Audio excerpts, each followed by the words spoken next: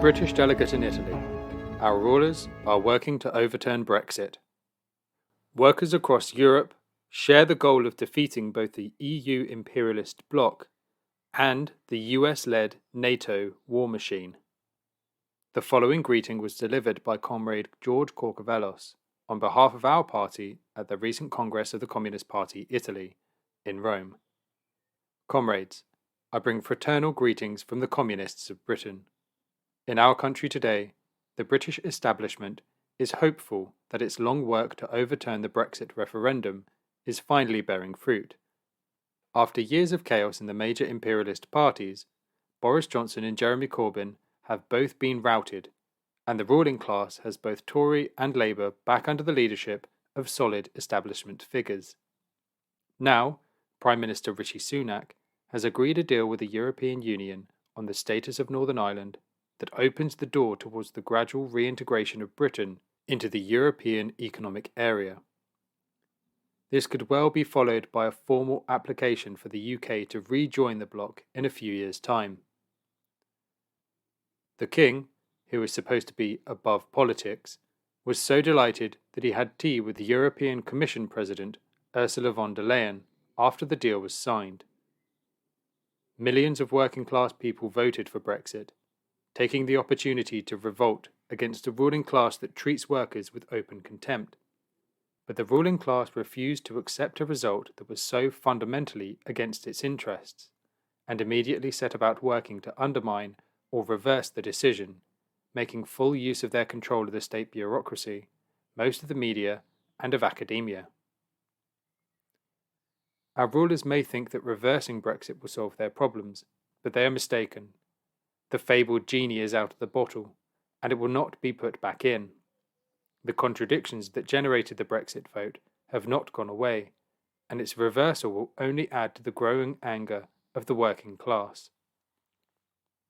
Before long, the British financiers may find that their problems over Brexit pale into insignificance compared with the ferocity of class struggles to come.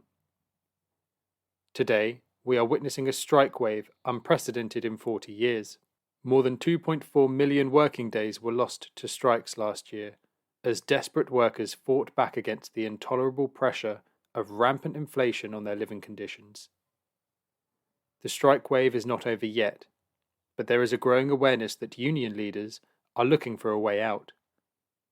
Not concerned with achieving victory, but only with putting forward just enough of a deal to be able to tell their members that the sellout of their interests is the best that can be achieved.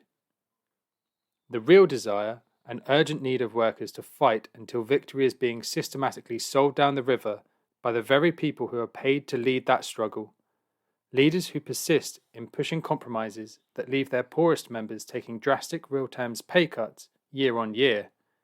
This is class treachery, pure and simple. Britain's professional union officials have no interest in seriously bargaining to raise the price of labour power, but are concerned only to keep their jobs and to persuade their members to vote Labour at the next election. Even though Labour, like the Tories, serves only one master and follows only one agenda, save British imperialism, no matter what.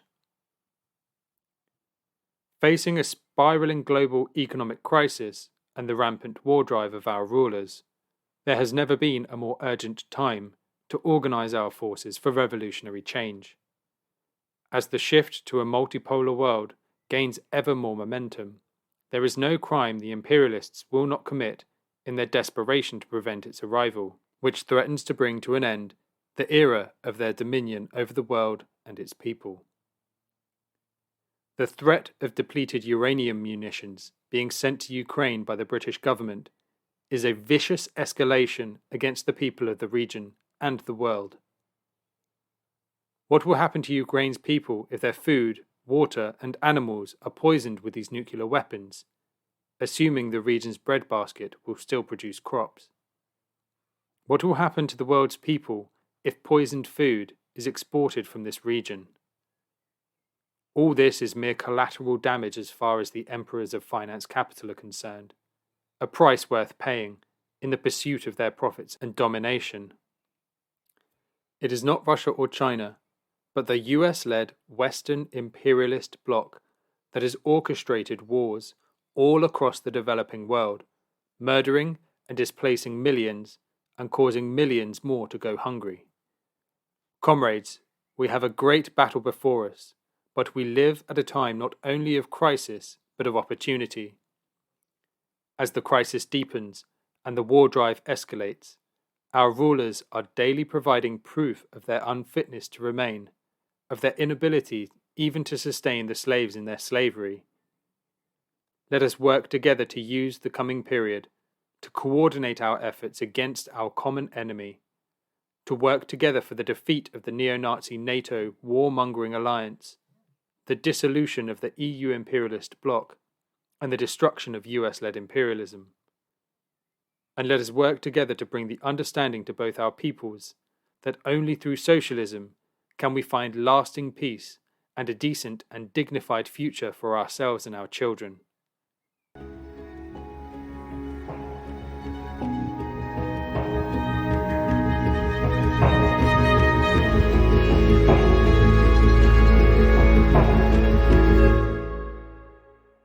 Thanks for listening to Proletarian Radio. We aim to bring you the best Marxist analysis on current affairs, revolutionary history, and theory.